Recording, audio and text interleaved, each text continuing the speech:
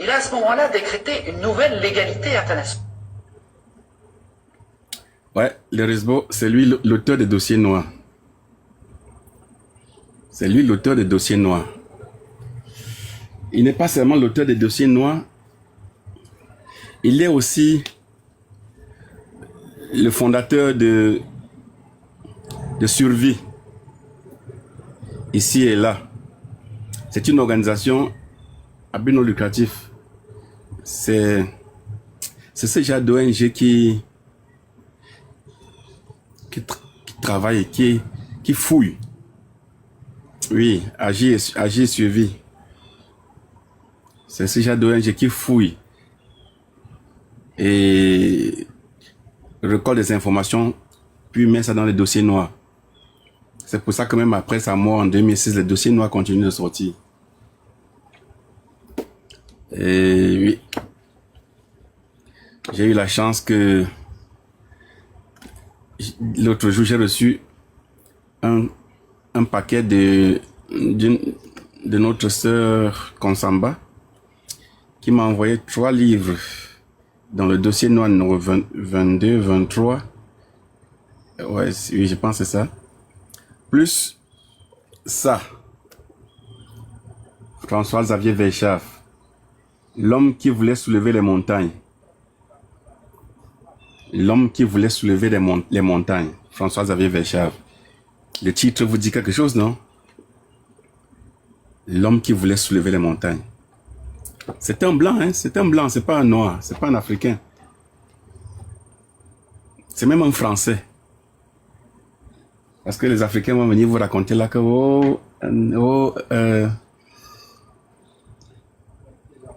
c'est un blanc qui parle. Pourquoi tu écoutes?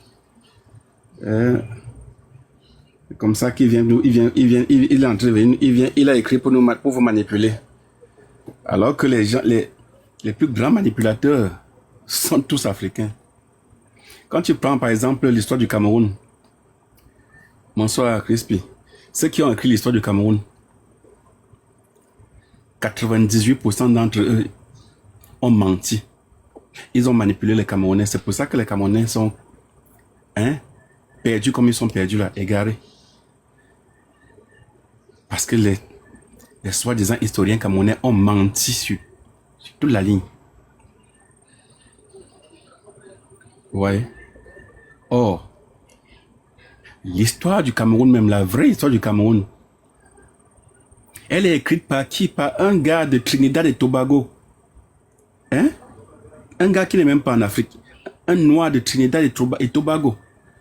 Qui ne parle même pas français. Vous voyez ça? Parce que dès qu'on confie la tâche à un Camerounais de travailler, d'abord, quelle tâche même? Dès que l'État confie la tâche, on lui dit ce qu'il doit mettre dans ses livres, dans ses ouvrages. Hein? Vous avez eu les Belinkumba, par exemple. Vous avez eu les gens comme les monseigneurs, comment on appelait là? Ouais, ils sont nombreux. Vous avez les Méons quoi là? Je sais pas, moi j'arrive même pas à prononcer leur nom parce que je m'intéresse pas à leurs œuvres.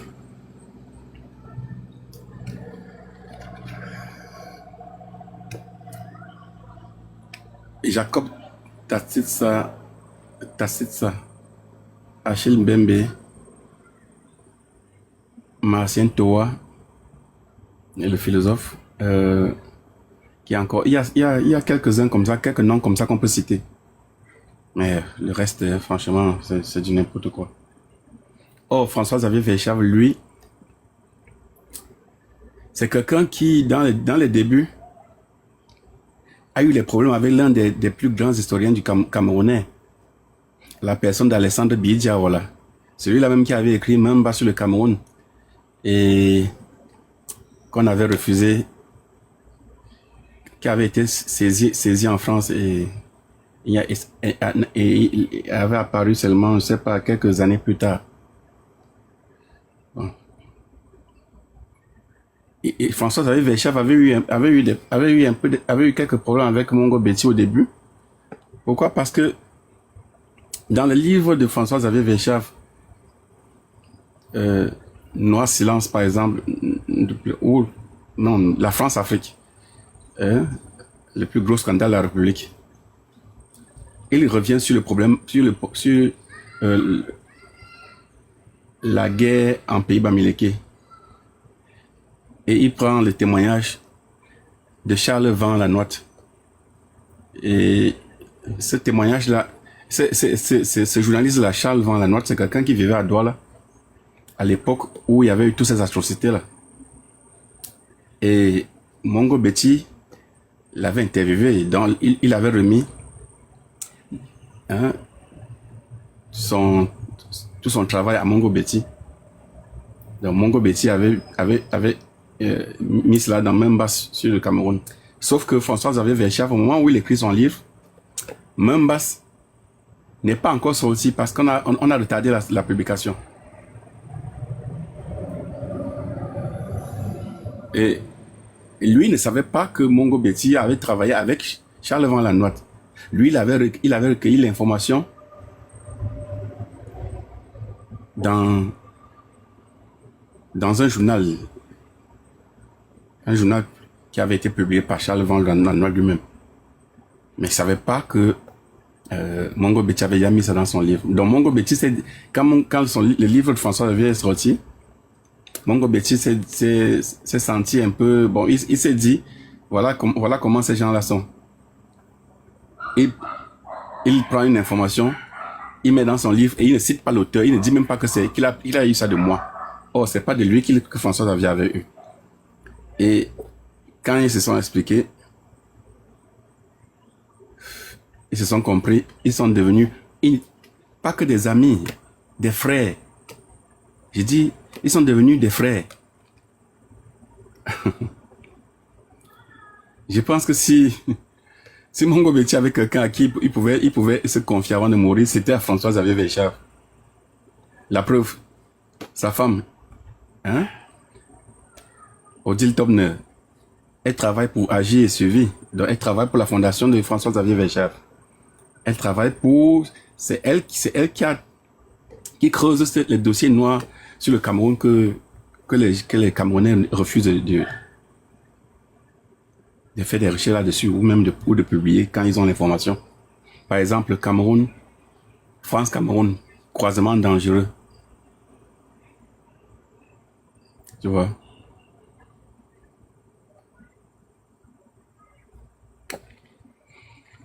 Bien. Donc, écoutons ce que François-Xavier Verschaff disait du Cameroun. C'est quand même intéressant. J'ai publié ça, j'ai republié chaque fois, chaque année, quand TikTok me propose la vidéo, je republie seulement parce que j'avais dit je vais republier ça même 1 million de fois s'il le faut. Même s'il faut que ce soit la même vidéo que je republie tout le temps sur mon compte. Parce qu'il suffit seulement de retenir ce qu'il avait dit sur le Cameroun pour comprendre le sens de notre lutte. Il disait ceci, quand ça va arriver, vous allez écouter le nom, comment il va prononcer le nom du Cameroun. Parce que je pensais que c'était comme ça qu'on luttait contre les problèmes d'injustice, d'inégalité, etc.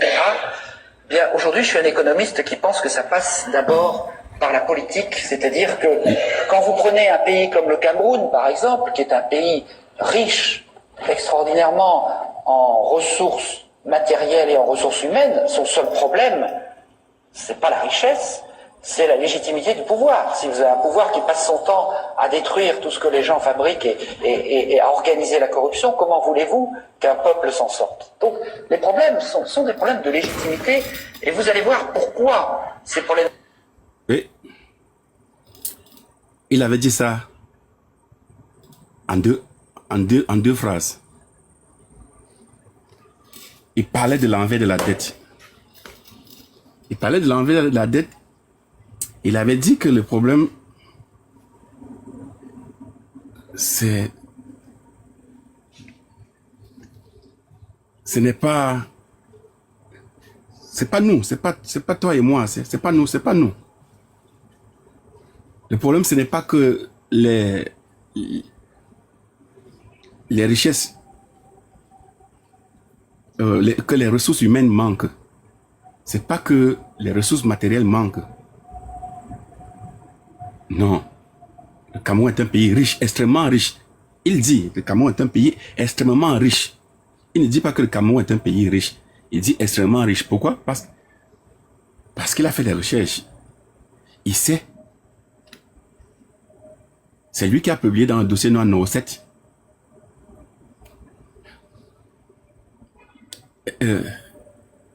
Les recettes portées disparues sur le pétrole, sur l'exploitation du pétrole. Hein? Seulement en l'espace de 10 ans. Donc, quand Paul Biya prend le pouvoir, avant qu'on organise les élections en 92, les recettes portées disparues sur le pétrole. Mais c'est comme si le gars là voulait vider le Cameroun et parti. Donc, en tout cas, les gens qui avaient fait le coup qui avaient ce qu'on présente comme ceux qui avaient fait le coup d'État en 84, ils avaient laissé dans leur note que tout se passait comme s'il fallait vider les caisses le plus vite possible et avant qu'il ne soit tard. C'est ce qu'ils avaient dit, c'est le discours qu'ils avaient tenu. Et c'est exactement ce qui s'était passé. Dans le clan Biya, à l'époque, vider les caisses. Tous ceux qui ont travaillé à cette période-là peuvent vous dire. Les entreprises versaient l'argent directement dans un compte. En tout cas, il y avait des gens qui allaient chercher l'argent directement dans les comptes des entreprises pour le compte du chef de l'État. Ils voulaient vider tout. C'est comme ça que même les sociétés qui étaient là, malgré que c'était d'abord des sociétés qui étaient destinées à mourir d'une façon ou d'une autre, si les Camerounais ne nationalisaient pas ça à temps.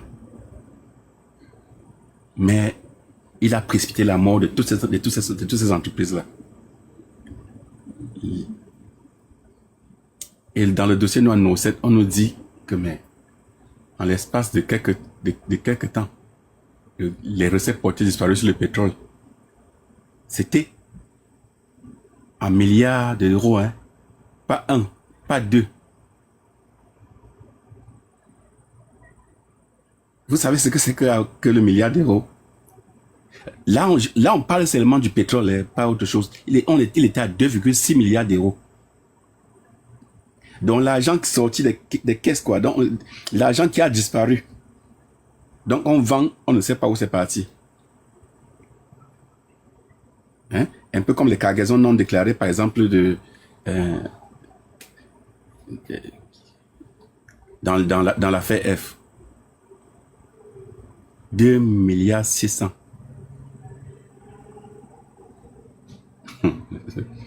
2 milliards 600 millions d'euros. Donc, on est en train de vous dire que depuis les années 80, le clan Biya était déjà milliardaire.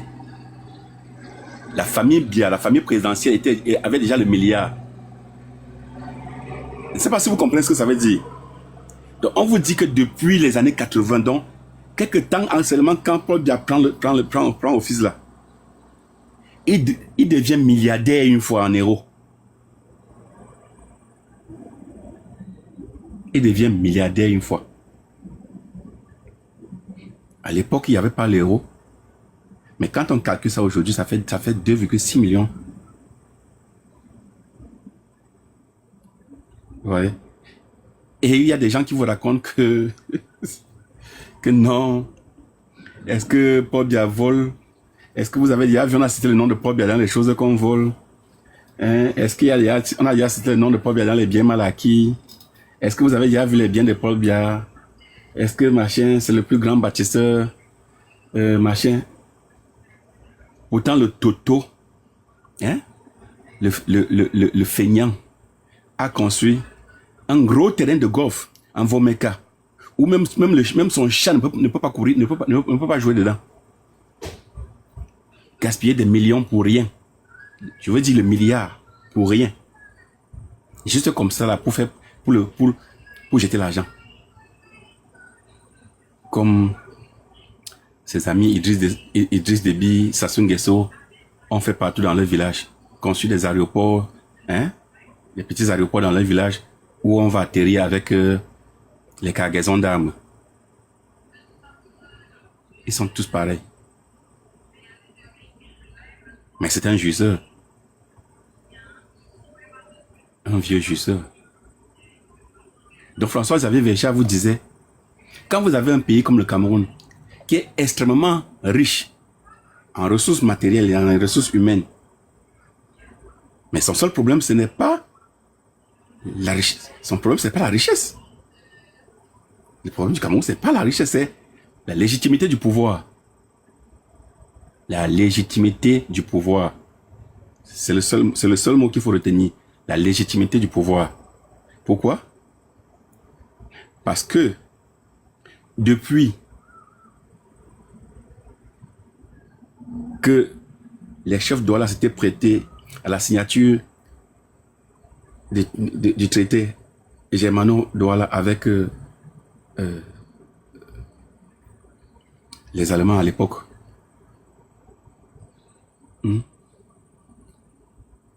Jusqu'à passer par la conférence de Berlin. Tout le temps de la colonisation, que ce soit allemande, franco-anglaise, machin. Jusqu'aujourd'hui, le Cameroun n'a jamais, j'ai dit, jamais eu un dirigeant qui a été choisi par les Camerounais. Jamais. C'est ça qu'on appelle la légitimité du pouvoir. Donc les Camerounais n'ont jamais choisi quelqu'un qui devait les diriger. Jamais. Ils subissent le choix de la métropole. Et quand quelqu'un sait que ce n'est pas vous qui l'avez installé là, ce n'est pas grâce à vous qu'il est là, vous croyez vraiment qu'il va travailler pour vous? Qu'est-ce qu'il en a à foutre? Mais vous n'êtes que devant lui, vous êtes des objets. Vous n'avez pas de valeur.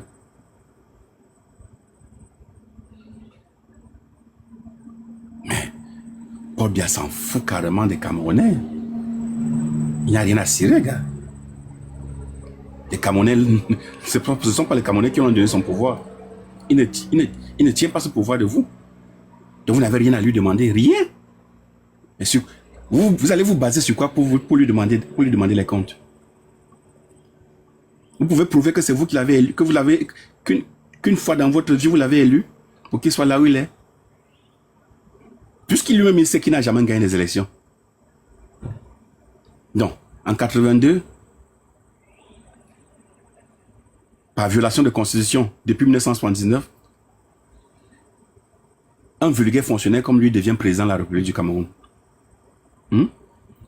Parce qu'il était le dauphin, le successeur constitutionnel. Je dis bien, par violation de la constitution, depuis 1979.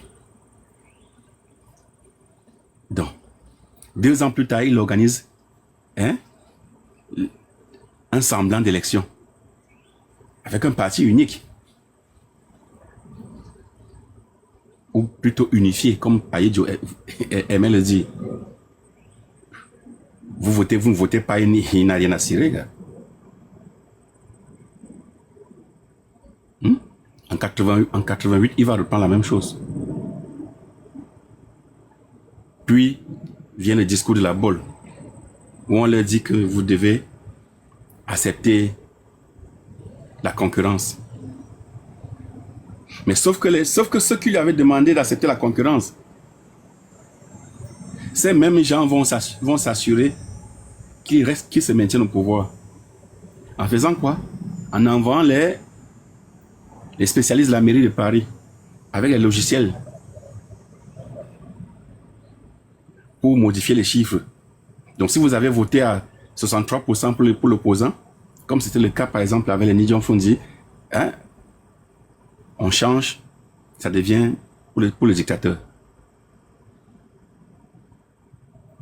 Parce que le dictateur, lui, il fait partie du cercle des initiés. Et la France réveille un vieux syndrome, celui que j'ai souvent décrit ici, le syndrome de Fachoda. Ils vous disent une fois, tant que c'est un anglophone, ça ne passe pas.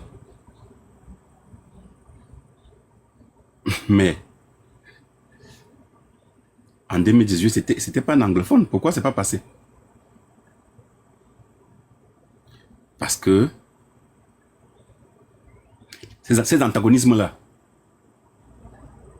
ne sont pas que linguistiques.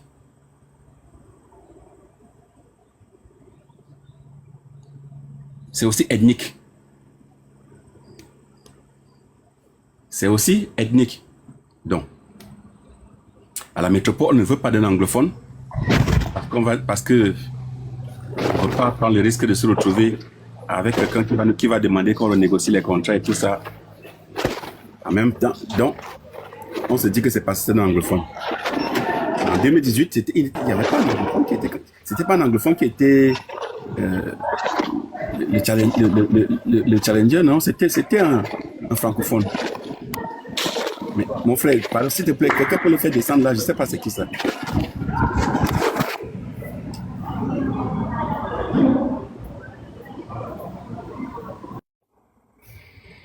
En 2018, c'était pas un anglophone, c'était un francophone. Mais la malchance a fait qu'il soit Bamileke. Là, on parle maintenant d'antagonisme ethnique. Oui, Jordan, ça peut aussi être religieux. Mais pour l'instant, on se limite à linguistique et ethnique. Ouais. Et on sait très bien ce que la métropole pense des Bamileke, par exemple. Mais je vais vous surprendre en vous disant qu'en 2018, si ce n'était pas Maurice Kamto Bamileke et que c'était le jeune Cabral Libi, par exemple, avec des intentions de souveraineté, avec des vérités souverainistes, non. On devait vous rappeler que Cabral Libi est Bassa et que les Bassa n'aiment pas le Cameroun, que les Bassa avaient fait la guerre, que ce sont les Bassa qui tuaient les gens, que ce sont les Bassa qui faisaient ceci. On devait vous rappeler tout ça. C'est ce que les gens ne savent pas. Hein. Et dit le pouvoir devait vous rappeler maintenant que les Bassa, il devait vous raconter, il devait sortir tous les dossiers qu'ils pouvaient trouver sur les Bassa.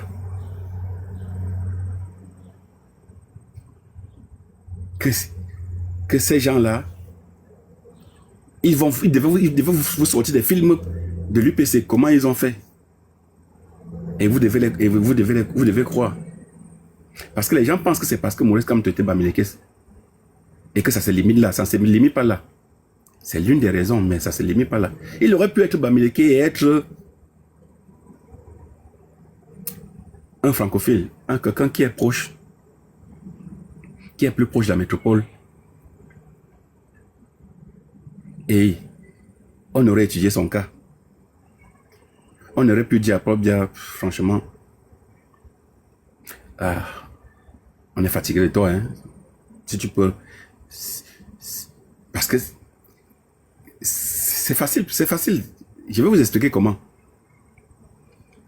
Probia est un très grand stratège pour la course, en tout cas pour le maintien au pouvoir. Il sait comment se maintenir au pouvoir. Ça, je pense que même quand il sera plus là, on pourra enseigner ce qu'il a fait, hein, pour la conservation du pouvoir. C'est un très grand stratège à ce niveau-là. Non, si vous niez, c'est un manque de volonté. En tout cas, c'est que vous refusez de voir la vérité. Paul Biya est un très grand stratège dans ce qu'on appelle la conservation du pouvoir. Donc les Français, en 2018, il aurait fallu que Maurice Kamto, par exemple, soit quelqu'un qui est plus proche de la métropole. Et la contestation qui avait été matée là, elle aurait pu échouer. Hein? Oui, elle aurait pu échouer. C'est pas que les Français vont venir déposer Paul Biya. Hein? Non, ils vont pas le déposer. Mais ils ont les moyens de faire en sorte que la contestation la réussisse. Oui. Ils peuvent faire que ça dure jusqu'à ce que ce pouvoir tombe. Oui, ils ont les moyens pour ça. Ils vont utiliser les mêmes armes qu'ils ont eu l'habitude d'utiliser pour l'aider à conserver le pouvoir. C'est-à-dire la propagande. Vous verrez subitement Jeune Afrique, Patricia Balme, François Mattei, tous ces gens-là, ils changeront de camp. Ils vont se mettre à sortir tous les dossiers sales de la République. Et vous allez voir la société civile se composer partout. Hein? Ils vont sortir comme des champignons partout. Vous allez vous dire, oh, les Camerounais sont réveillés. Bullshit. Ce sera parce que les Français ont décidé que, ok, gars, Joe là, on est quand même fatigué de lui. Hein? Et il y a un autre là qui vient. Mais le problème, c'est que Maurice Kamto n'était pas francophile. Maurice Kamto, c'était un souverainiste. Donc, dangereux pour les intérêts de la métropole. C'est pour ça que je dis que ça aurait pu être Cabral, Libye, ça devait être pareil. Du moment où si la métropole maîtrise bien son dossier, on sait que c'est quelqu'un qui va amener son peuple à se lancer dans une conquête légitime de souveraineté. Et on va lui dire, mais tu te prends pour qui? Pour Oumiobe? Et on va sortir tous les dossiers sales sur lui. On va vous dire tout ce qu'il avait fait quand il était étudiant, quand il dirigeait machin à l'université, machin. On va sortir tous les dossiers. Vous croyez que vous sortez le dossier, ils vont, non, vous ne connaissez rien. Ils vont même fabriquer, vous allez croire. C'est ça, c'est ce que François-Xavier Verschaff dit ici. Il dit que le problème du Cameroun, ce n'est pas la richesse, c'est la légitimité du pouvoir. Parce que quand vous avez un pouvoir qui passe le temps à détruire tout ce que l'on a, tout ce que les gens construisent,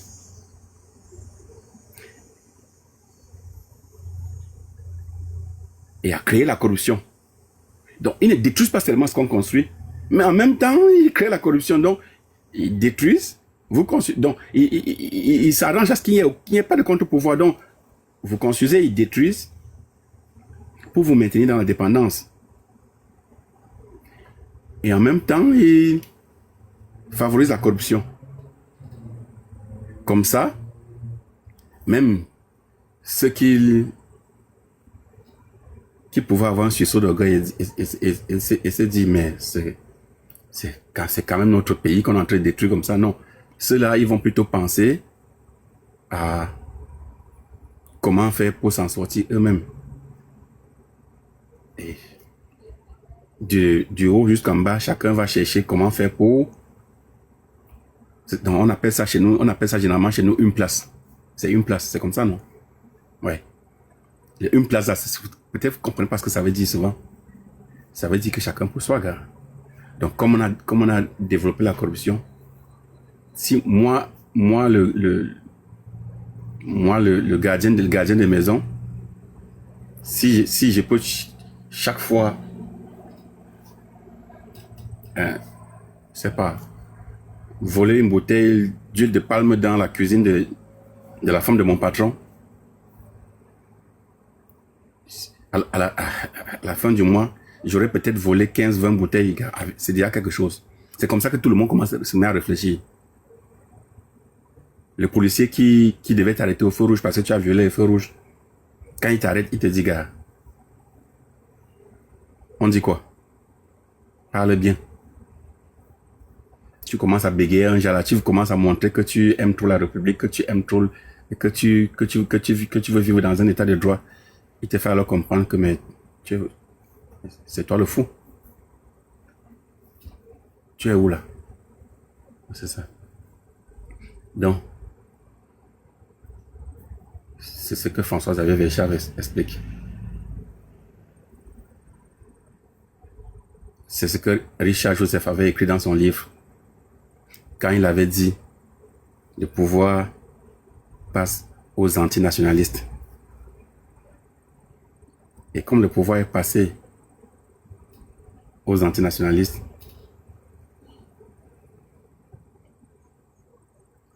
jusqu'à ce que les Camerounais se battent pour reprendre ce pouvoir et le remettre dans les mains des nationalistes, rien ne changera dans la situation du Cameroun. Je dis rien et rien. Même si demain Paul Biya n'est plus là. Quand on vous amène quelqu'un qui n'est même pas de la famille du clan Biya, ne vous réjouissez pas. Parce que votre joie sera de très courte durée. Je vous le dis déjà. Je dis même si demain Paul Biya n'est plus là. Parce que le pourcentage qu'on vous annonce dans 6 mois, qu'il était mort depuis le mois de juin, depuis le mois passé, ce pourcentage est élevé. Mais même s'il n'est plus là, et qu'on vous présente quelqu'un qui n'est même pas de la famille Biya, qui n'est même pas Betty Boulot, qui n'est même pas de la famille des Paouans, et que vous vous dites que oh, enfin, mais souvenez-vous de ce que je suis en train de vous dire. Votre joie ne sera que de courte durée. La seule façon pour les Camerounais de s'assurer qu'ils auront un pays, leur pays, un pays qui leur appartient, un pays où ils ont le contrôle. Quand je dis ils, c'est ils en tant que le peuple, et beaucoup plus la classe prolétaire. La seule façon sera de lutter. Ce sera de lutter. Et il n'y aura pas une autre solution, il n'y aura pas une autre façon. C'est de lutter comme les autres avaient lutté, comme ceux qui étaient avant nous avaient lutté. Ce sera de lutter. Et si nous refusons de lutter en croyant qu'il y aura un Jésus de Nazareth, je ne sais pas si le Cameroun s'appelle Nazareth, mais ça ne risque pas d'arriver. Si vous voulez, appelez-vous corps. Appelez-vous, donnez-vous tous cherchez toutes les abréviations qui correspondent à ce à quoi vous aspirez. Mais ça ne vous amènera nulle part. Il dit ça ne vous amènera nulle part. Tu peux t'appeler corps aujourd'hui, demain, après-demain. Ça ne va pas libérer le Cameroun. Si tu ne luttes pas. Et quand on parle de la lutte ici, là, on ne parle pas de la lutte dans les urnes. Non. Non. Non. Non. C'est pas ce genre de lutte-là. Parce qu'il contrôle tout. Vous voulez écouter, vous voulez que François-Xavier Véchard vous dise comment ça fonctionne?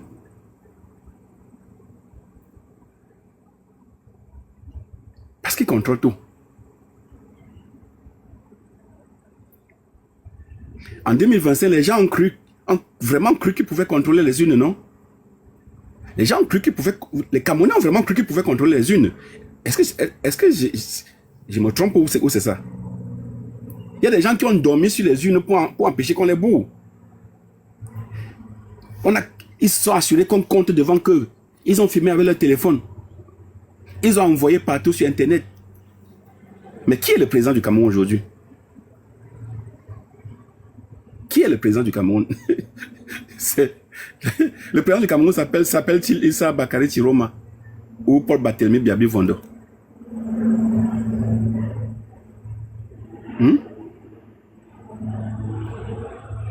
Les gens sont allés jusqu'à lutter. Hein? Attends, les gens sont sortis que non, vous mentez, vous ne pouvez pas, on va seulement mourir ici. Ces gens sont où? La plupart ne sont plus de ce monde. D'autres sont dans les prisons en train de souffrir.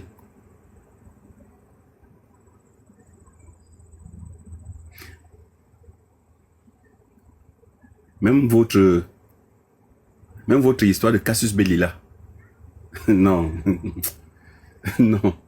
Je ne pense pas que ça viendra avec les élections. Je vous le dis. Non, non. Moi, je suis comme ça, je suis cru. Je suis direct. Je vous déçois beaucoup. Mais je ne pense pas que ça viendra avec les élections. Parce que du moment où vous vous dites que c'est avec les élections qu'on va faire ci, c'est avec les élections qu'on va faire ça, vous avez déjà faussé la lutte.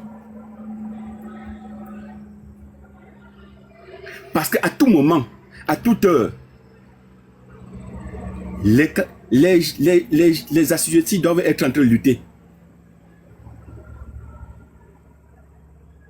Les prolétaires que nous sommes nous devrons être en train de lutter. Il dit à tout moment, à toute heure, parce qu'à tout moment, ils doivent espérer qu'il y ait que quelque chose bascule, que quelque chose, qu'il y ait un événement qui fasse à ce que tout le monde se révolte.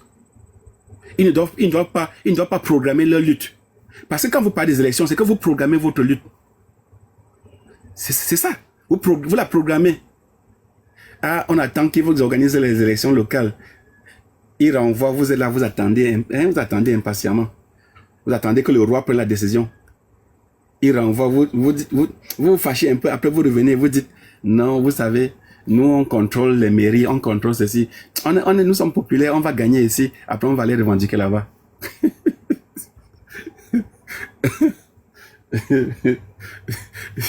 On dirait que nous sommes en 1962. Non, nous sommes en 2026. Ça veut dire que de 1960, où il y a eu les supposées indépendances, après la proclamation de la légalité, jusqu'à aujourd'hui, nous sommes à combien d'années?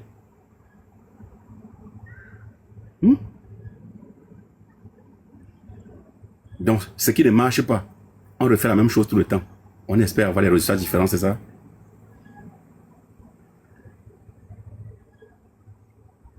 On ne programme pas la lutte. Non. La lutte se mène à tout instant. Quand vous pensez que ce sont les élections qui vont vous libérer, vous êtes en train de programmer votre lutte.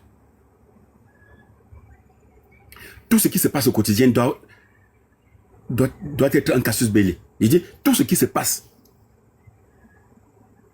Les ministres qui cherchent les filles qui ont les nattes, c'est un casus belli. Le fils de Babo qui se filme en montrant comment il est riche, c'est un casus belli. Le faux, je ne sais pas où c'est le lieutenant ou c'est le capitaine machin, qui sort là, il dit que, il vous raconte comment il était à la garde présidentielle, c'est tel qui a tué tel, c'est tel qui est monté, c'est tel qui a... Ça, même ça, c'est un casus belli. On lui dit, ce que tu dis là, c'est pour toi. Mais nous, on prend ce qu'on veut prendre de ça pour créer ce qu'on veut créer. C'est comme ça. On prend ce qu'on a à prendre de ce que tu dis pour créer ce que nous on veut créer. Que ce que tu dises, que ce que tu sois en train de dire, ou, je ne sais pas, que ton récit soit la vérité ou pas, c'est pas notre problème. Nous, on prend la partie qui nous intéresse, hein, on crée ce qu'on peut créer avec. C'est comme ça que les gens qui luttent réfléchissent. Ils ne vont pas aller s'asseoir quelque part, faire des cotisations, pour attendre que Chantabia, qu'on dise que Chantabia est sorti de l'hôtel intercontinental pour qu'on parte botter son chien. Non. Ce ne sera pas ça.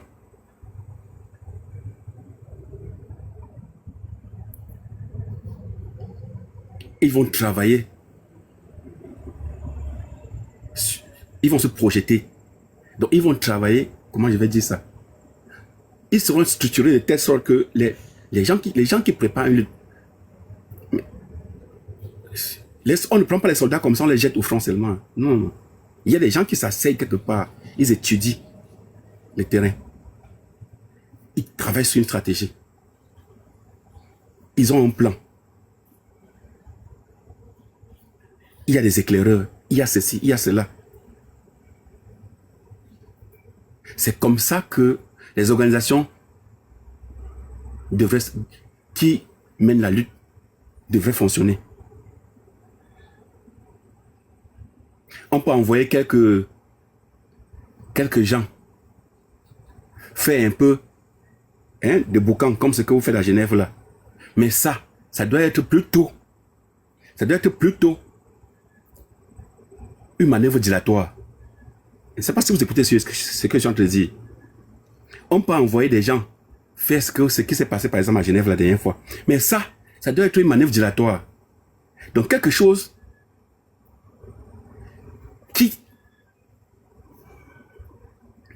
qui fait que les caméras se braquent sur Genève pendant que vous êtes en train d'agir en réalité au Cameroun.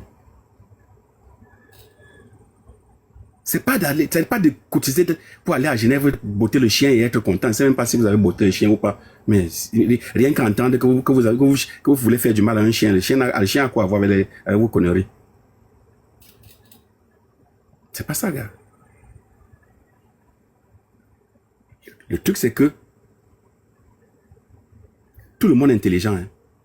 Mais sauf qu'il faudra que nous synchronisons ces intelligences-là. Nous sommes tous forts, mais sauf qu'il faudra réunir ces forces-là.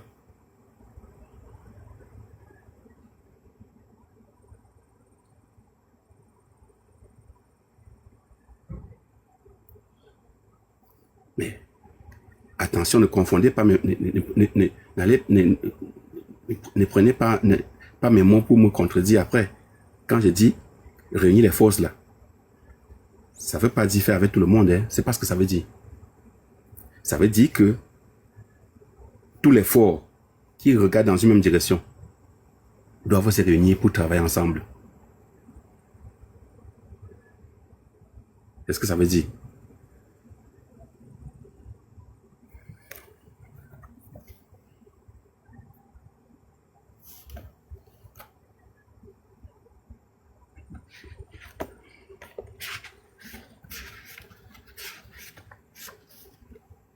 La légitimité du pouvoir. François-Xavier Verschaff a écrit Complicité de génocide. La découverte 1994. Ça, c'est le dossier du Rwanda. François-Xavier Verschaff a écrit La France-Afrique, le plus long scandale de la République. 1998-2003. Il a écrit France-Afrique, le crime continu. Édition Taïn de 2000. Il a écrit Noir Silence. Les arènes. Noir Silence. Les 31 personnes qui sont là. Allez tous acheter Noir Silence. Ça doit être pour vous un manifeste de la révolution. Tout Africain. Je ne parle pas des Camerounais. C'est pour les Africains. C'est pas un truc qui est propre au Cameroun. Non, ça n'a pas été fait seulement pour les Camerounais. Ça a été fait pour les Africains. Noir Silence, c'est comme un manifeste. France-Afrique, le plus long scandale de la République. Achetez aussi ça. Quand vous aurez fini de lire ces deux livres-là, vous n'allez plus, je sais pas, votre façon de voir les choses va changer. Ça va complètement changer.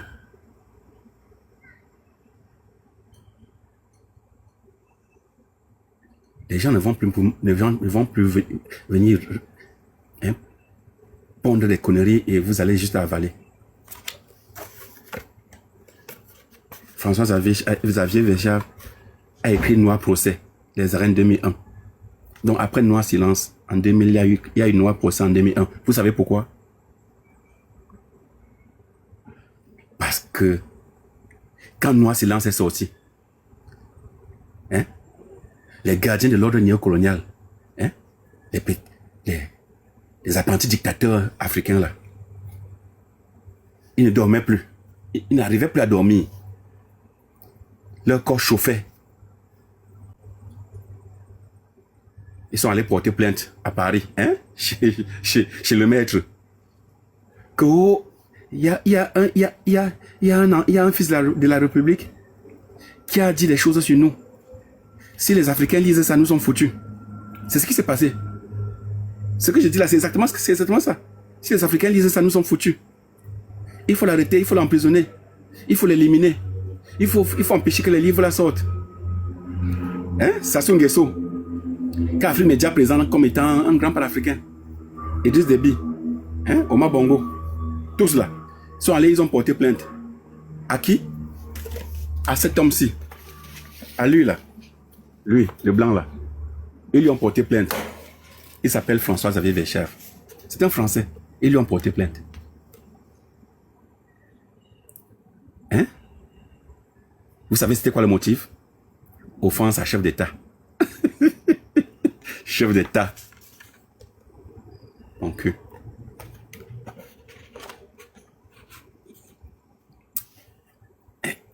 Ce que vous ne savez pas, c'est que François-Xavier Verschaff avait gagné le procès. Et c'était la première fois que quelqu'un gagne le procès pour offense à chef d'État. Vous savez pourquoi il a gagné le procès? Parce que pendant tout le processus, il y avait des centaines d'Africains, des milliers qui voulaient témoigner. Tout le monde voulait venir témoigner. Tout le monde voulait venir raconter les atrocités qu'il a vécues. Jusqu'à ce que le juge a dit, hey, mon frère, si on continue, nous-mêmes, nous sommes en train de verser le sable dans notre tapioca. Mieux, on laisse seulement le type s'il gagne son procès.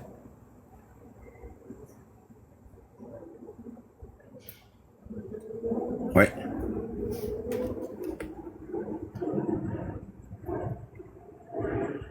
Il a écrit un autre sommet pour l'Afrique. Agir ici et suivi. Katala 2003. Il a écrit On peut changer le monde avec François Lille, la découverte 2003. François-Xavier Verschaff a écrit Au mépris des peuples. Entretien avec Philippe Ossé, édition La Fabrique 2004. Il a écrit De la France-Afrique à la Mafia-Afrique, édition Tribord 2004. Un beau petit livre. Il a écrit L'horreur qui nous pend au visage, l'État français et le génocide au Rwanda. Rapport de la commission d'enquête citoyenne avec Laure Couret. Ça c'est édition Katala 2005.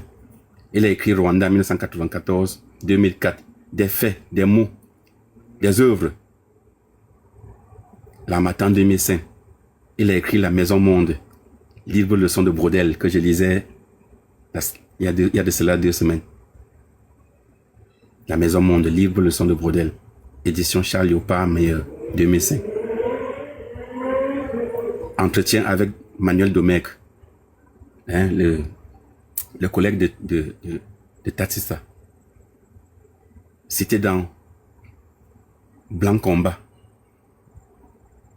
Recomposition d'un cadre d'injustice anticolonialiste français par l'association civique.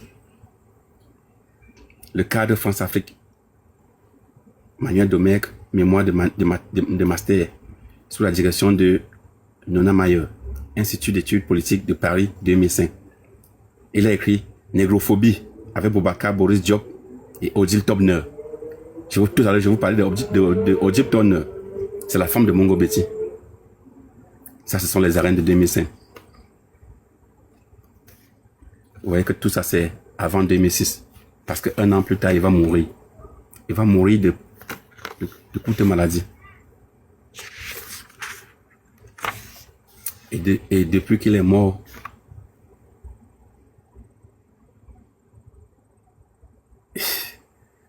ses œuvres, son travail continue. Ses œuvres ne cessent. Mais c'est un autre Thomas Sankara, d'un autre genre.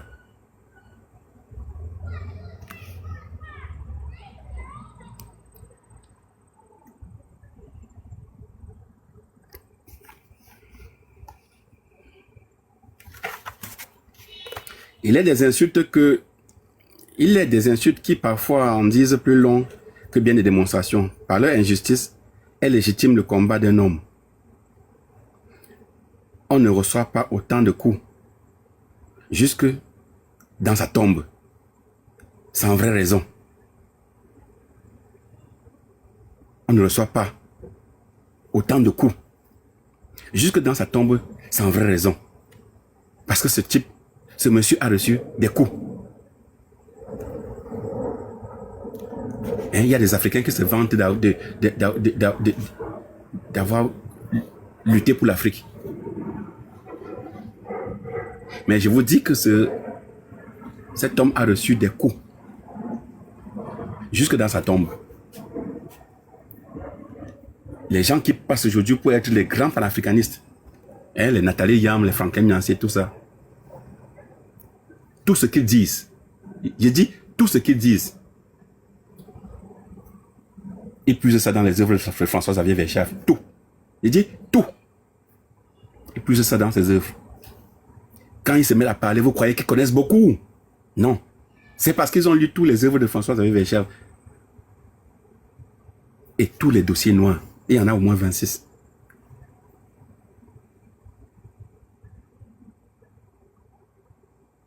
Oui.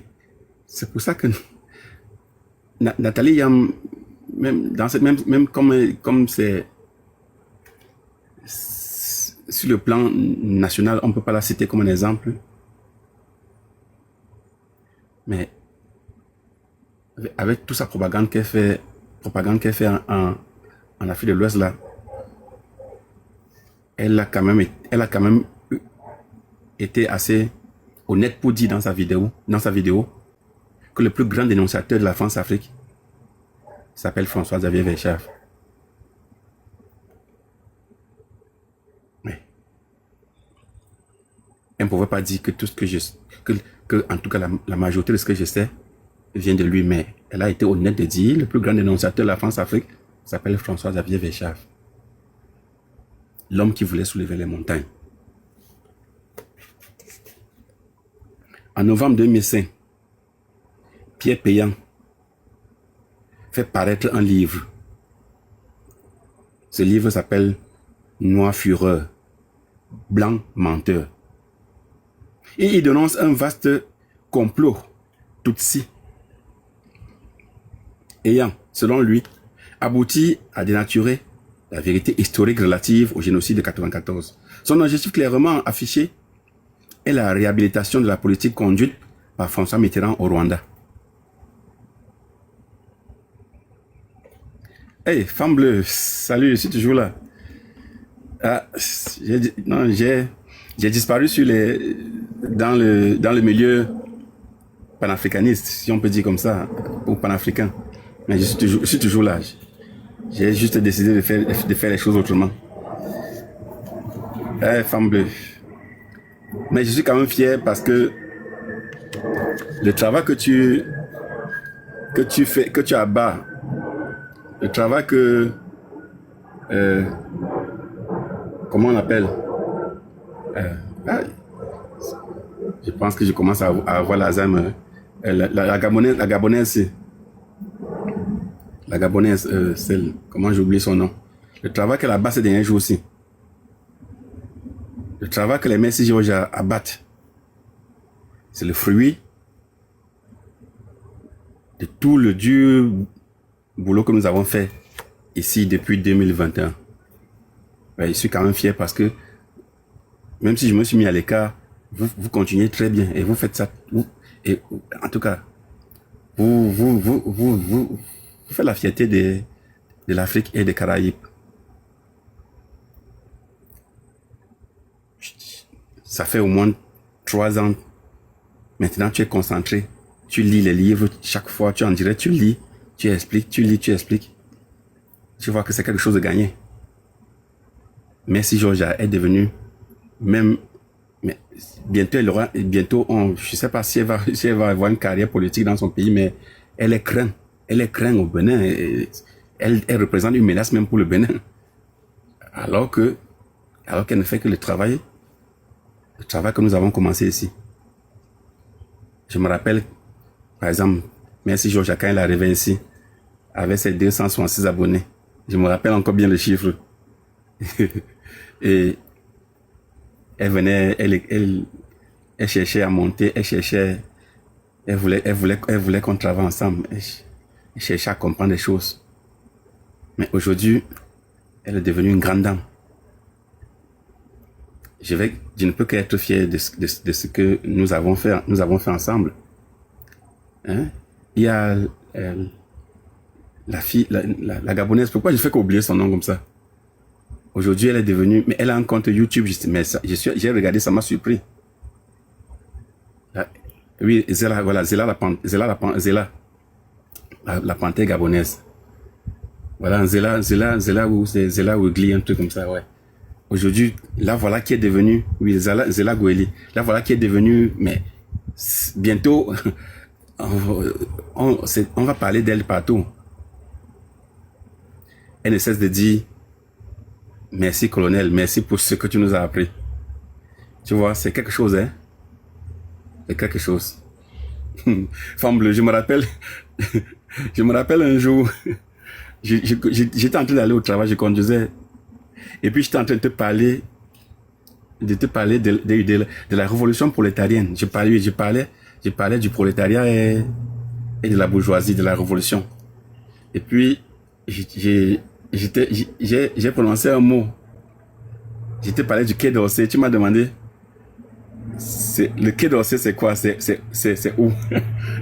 Et je t'ai demandé, mais tu vis en France depuis des années et tu connais pas le Quai d'Orsay?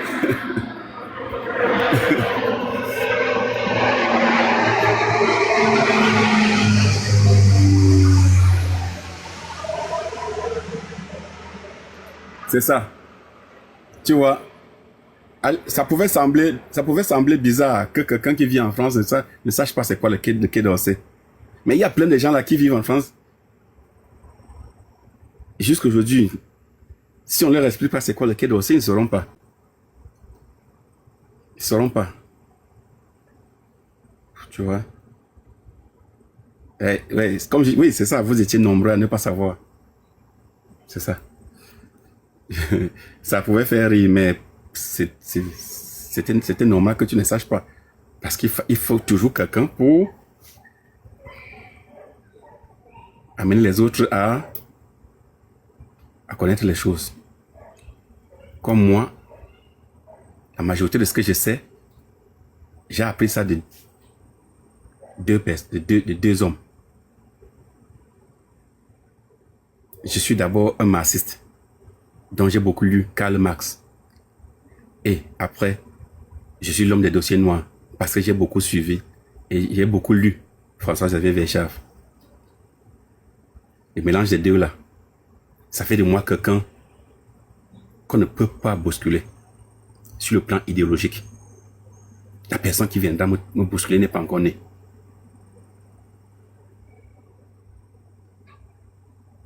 Oui, femme bleue, tu as accumulé beaucoup d'informations. C'est une bonne chose parce qu'aujourd'hui, tu aides ton peuple avec. Tu as déjà changé la vie de beaucoup d'Haïtiens. Beaucoup. Zela a déjà amené beaucoup de Gabonais qui ne voient pas dans la bonne direction à comprendre ce que c'est que les enjeux géopolitiques. Mais si aujourd'hui, c'est la guerrière. Ils sont nombreux comme ça. Nous avons fait du travail et nous avons fait un très bon boulot. Sérieusement. Même si j'arrête aujourd'hui, je ne vais pas dire que mon temps sur les réseaux sociaux était inutile. Non. Les Camerounais m'ont confisqué.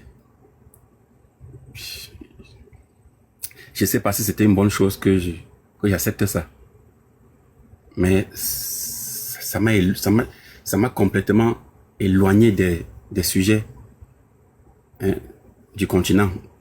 De telle sorte que aujourd'hui je suis même perdu. Quand parfois on parle de ce qui se passe au Mali, je demande, et c'est vrai, alors que c'est moi qui ai informé les autres. C'est juste dommage.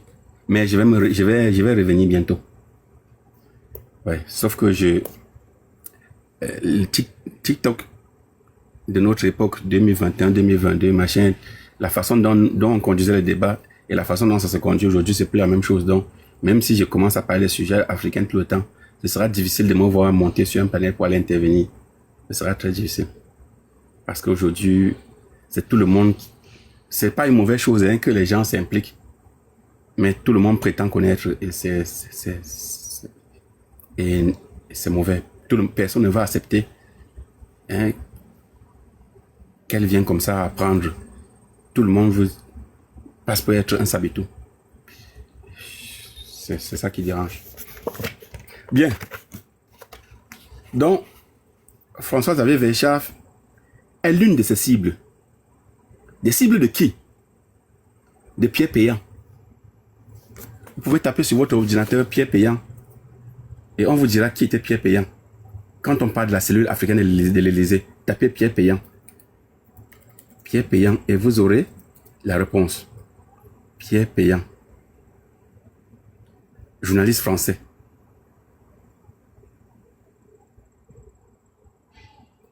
Journaliste français travaillant pour le compte de la cellule africaine de l'Élysée. C'est ça. Le voilà. Pierre Péan. Il est né le 5 mars 1938 à Sables-sur-Sarthe et il est mort le 25 juillet 2019. Donc pas récemment seulement. Ça, c'est la cellule africaine de l'Élysée. Donc c'est Pierre Péan qui avait fait paraître un livre Noir Fureur, Blanc Menteur et qui avait pour objectif clairement affiché la réhabilitation de la politique conduite par François Mitterrand au Rwanda. Hein? François Mitterrand, le génocidaire. Il avait pour première cible François-Xavier Verschaff. Parce que Verschaff, lui, il va à la recherche de la vérité pendant que d'autres, les gens de la cellule africaine de l'Élysée, doivent pondre les... Hein? Ils doivent écrire... Ils doivent faire sortir beaucoup de livres avec des titres mais, qui vous poussent à lire. Et puis, c'est comme ça que ça entre. C'est le soft power. Vous lisez, vous êtes convaincu que c'est eux qui disent la vérité. Pierre Péan en trace un portrait qu'il est important de citer dans la longueur en ouverture de ce livre. Parce que sa violence montre à quel point, je cite, l'homme qui voulait soulever les montagnes, dont François-Xavier Verschaff, dérangeait. Il dérangeait la France, sa patrie. Travailleur infatigable, la haine au ventre. Verschaff donnait l'impression d'être dépassé par la mission dont il se sentait investi. Et il y avait du procureur stalinien chez cet homme qui, jusqu'à son dernier souffle, a tenté de démolir tous ceux qui ne pensaient pas comme lui. La haine qui suinte de ses propos sur les chefs d'État d'Afrique francophone laisse percer un douteux mépris. Lui, qui ne voyait des Africains que dans son bureau parisien ou dans les cafés, n'allait jamais, sauf au Rwanda, à la rencontre des gens dans les rues, sur les marchés. Il n'écoutait que des opposants aigris. Vous comprenez déjà ce que je suis en train de lire, non? C'est comme ça, comment on salit la mémoire de quelqu'un. Il ne rencontrait que des opposants aigris, feignant de ne pas être libres dans leur pays. Il était convaincu de savoir où était leur bien et ce qu'il fallait penser. Son sentiment de supériorité sur les nègres était si fort qu'il rentait. Pour exorciser ses démons, il crachait, vitupérait, vomissait des insanités sur son pays et sur les dirigeants africains proches de la France. Donc voilà ce qu'un journaliste va écrire sur François-Xavier Verschaff, l'homme qui voulait soulever les montagnes. Voilà ce que Pierre Péan de la cellule africaine de l'Élysée va écrire sur lui.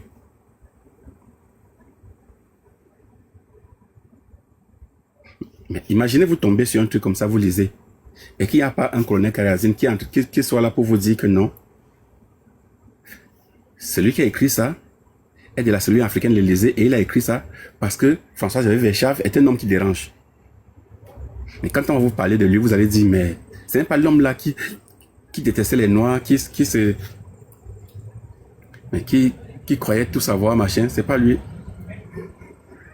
Le livre de Pierre Péan est la réplique, jusqu'à son titre, d'un autre ouvrage, dans Omar Bongo, Idriss Déby et Denis Sassou Nguesso, les présidents du Gabon, du Tchad et du Congo-Brazzaville, avaient soutenu la parution en 2001. Noir silence et blanc mensonge. Donc les chefs d'État ont financé. Quand je vous dis qu'Aïdjo avait fait de la falsification de l'histoire du Cameroun, l'une de ses priorités, sinon la priorité même des priorités, vous allez vous demander que mais qu'est-ce qu'il avait, peut-être vous allez vous dire mais est-ce qu'il avait besoin de ça? Non, c'est mal connaître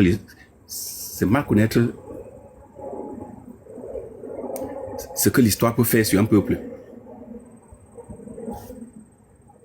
Si un peuple connaît son histoire, il n'aura pas besoin de revivre ça. Il ne sera pas condamné à la revivre. C'est ça le problème que les Camerounais ont aujourd'hui, parce qu'ils ne connaissent pas leur histoire, ils sont condamnés à la revivre. Donc Aïdjo avait fait de ça, de la falsification de l'histoire, sa priorité. Comme ça, les Camerounais ne sauront rien, ils ne sauront rien de leur histoire, ils ne sauront même pas qui ils sont, d'où ils viennent, ils ne sauront rien de ce qui s'est passé chez eux, et ils seront perdus à jamais. Oui, comme Pangolin dit, la preuve 2025. Donc, Idriss Déby, Omar Bongo, Denis Sassou Nguesso, ils avaient financé la sortie d'un livre qui avait pour titre Noir silence et blanc mensonge. Pour salir François-Xavier Verschaff, démentir ce qu'il a écrit et faire de la propagande. Ça n'a pas marché. Parce que, comme j'ai dit, François-Xavier Verschaff, c'est un autre Sankara. Parce que les gens qui continuent à suivre ces œuvres sont des millions. Je dis des millions. Je suis même pas convaincu qu'il y a quelqu'un qui a éveillé la conscience africaine à travers ses écrits comme lui. Non, il n'y a pas. Il n'y a pas. Je dis il n'y a pas. C'est parce que les gens répètent souvent, les gens travaillent souvent en se basant sur les œuvres de François-Xavier, mais ils ne savent même pas qui est l'auteur.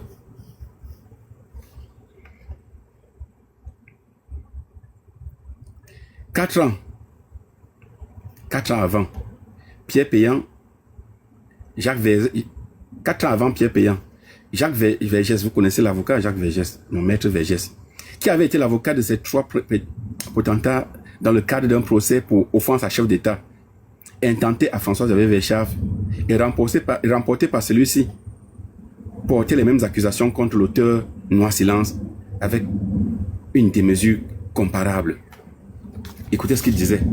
Il disait, monsieur Verschaff, délire. Il disait que monsieur François-Xavier Verschaff délire. Il est paranoïaque. C'est le roi de la désinformation. Monsieur Verschaff retrouve les accents de l'extrême droite des années 1930. Le ton de Gringoire. Et de Gringoire, ouais, c'est ça. Nous savons déjà le mépris qu'il manifeste pour les dirigeants africains francophones, quels qu'ils soient.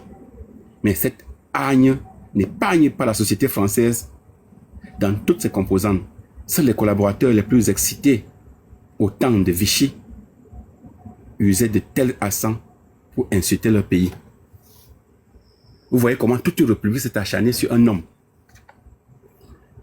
Des avocats, des journalistes, des chefs d'État africains.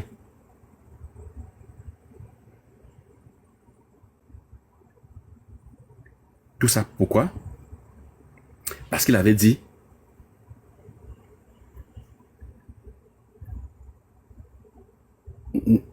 Tout le monde n'est pas obligé de faire la même chose.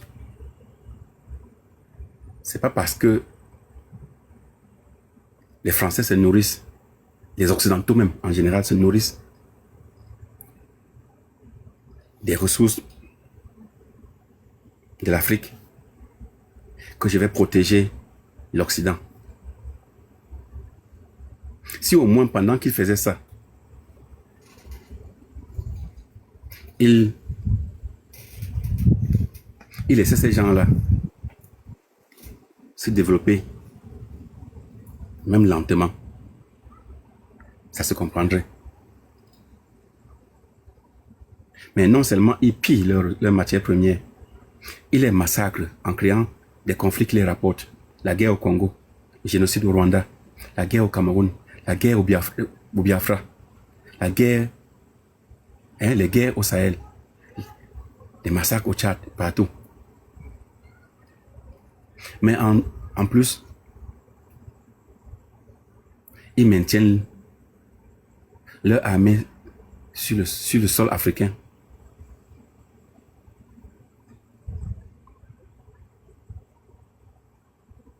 Comme force de dissuasion.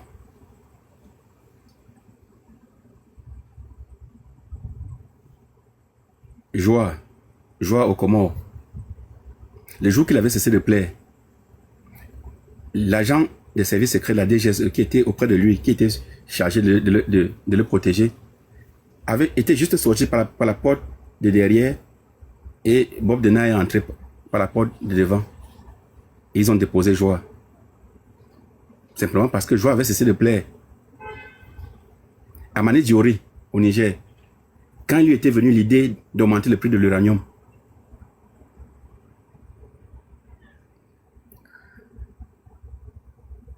il a subi le même sort.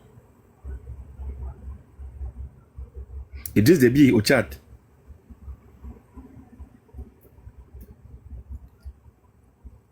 quand il avait cessé de plaire,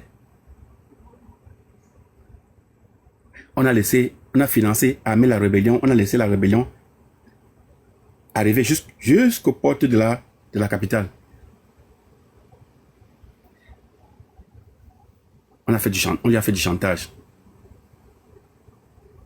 Comme ce sont des gens qui peuvent mourir pour le pouvoir, au lieu de dire, ok, que de vendre mon pays, je préfère laisser les autres gouverner. Hein? Il a écarté son anus. On a mis sans vaseline. Et on a fait décoller des chasseurs bombardiers de la base d'opération avancée de Libreville. Parce que Libreville, c'est la capitale du mal. Hein?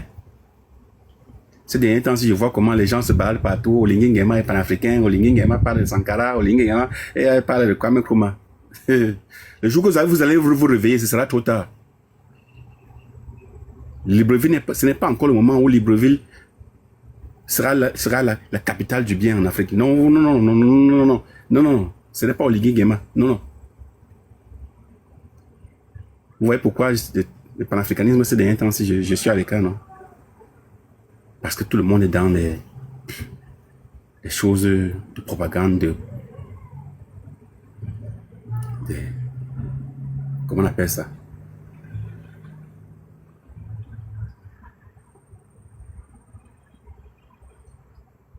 Ce sont des gens qui disent ce que vous voulez entendre. Ce sont des populistes. Mon frère, on peut se balader partout, hein, aller s'asseoir. Alain Foucault a souvent fait ça, non? Avec les présidents africains. Poser des questions, ils répondent, ils jouent au grand panafricain. Et même Idriss Déby avait dit que je voulais partir. C'est eux qui ont insisté que je reste. Ils ont envoyé les constitutionnalistes ici pour modifier la constitution pour que je reste. Tu voulais partir, c'est eux qui ont demandé que tu restes. Tu t'entends même parler. Jusqu'à ce que tu aies laissé qu'on massacre ton peuple parce qu'il fallait que tu restes.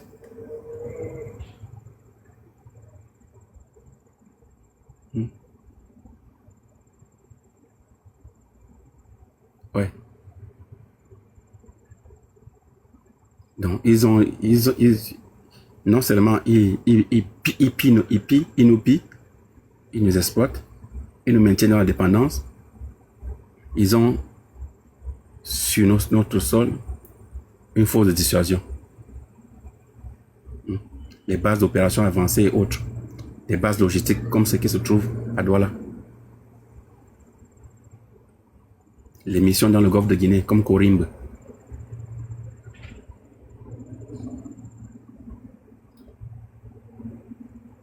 C'est ça que François-Xavier Verchave dénonçait. Il présentait aux yeux du monde et surtout des Français. Parce que quand il écrivait d'abord pour que les Français puissent lire, parce que les Français, là-bas en France, on leur apprend que la France, c'est la patrie des droits de l'homme. Meilleur ami de l'Afrique. Que si les Africains, les pauvres Africains, là, s'ils sont encore en vie, c'est parce que la France les aide. Que l'argent de leurs impôts qu'ils déposent en France là-bas, c'est avec ça qu'on nourrit les Africains. C'est ce qu'on enseigne là-bas dans les universités en France. Donc il écrivait pour que les Français d'abord, que les Français lisent. Qu'ils comprennent qu'on a passé le temps à les mentir.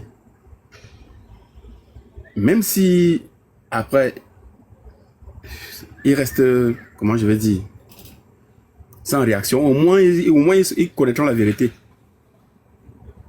Parce que n'oublions pas qu'il y avait eu un référendum en France où on avait demandé aux Français,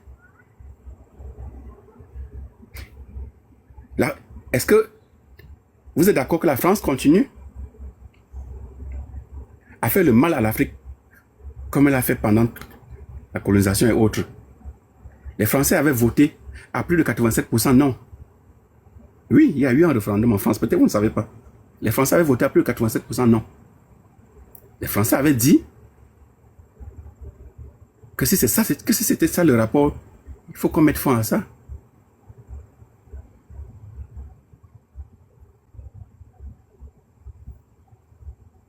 Donc, la majorité des Français qui vous regardent de haut, ou je sais pas, c'est comme ça qu'on dit, hein, sont d'abord des ignorants. Parce que l'histoire qu'on leur enseigne, ce n'est pas la vraie histoire. Ils sont comme les Camerounais, hein, on leur enseigne que ce qui va les garder dans un profond sommeil. Parce que les Français, ce qui est bien avec ces gens, c'est que des organisations peuvent naître partout en France, seulement pour revendiquer une cause africaine, si jamais les gens sont vraiment au parfum de ce qui se passe. Ils sont capables de faire ça. N'allez pas croire que je suis en train de les défendre, mais je vous dis, parlant de la société civile, du français lambda, le français lambda est capable de créer une ONG pour défendre la cause de l'Afrique. S'il tombe sur la vérité. Alors que l'État français, lui, mais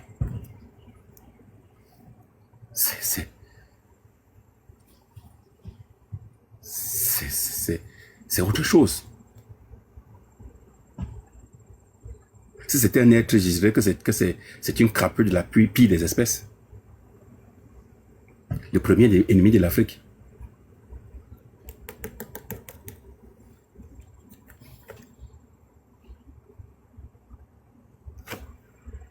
Donc, voilà ce que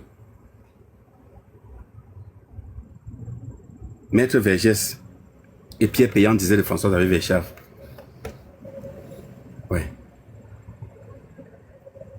Mais qui était dans ce personnage si dangereux pour qu'un avocat célèbre et un sniper de la Mitterrandie soient envoyés au front, tels des mercenaires, afin de tenter de le déconsidérer.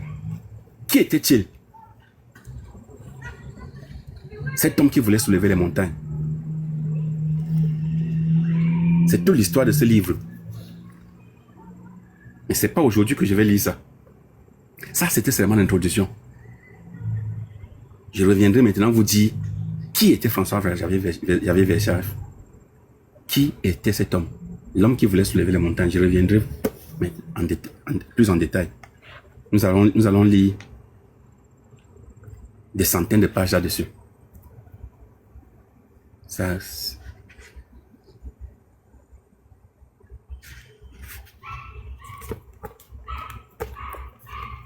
Oui.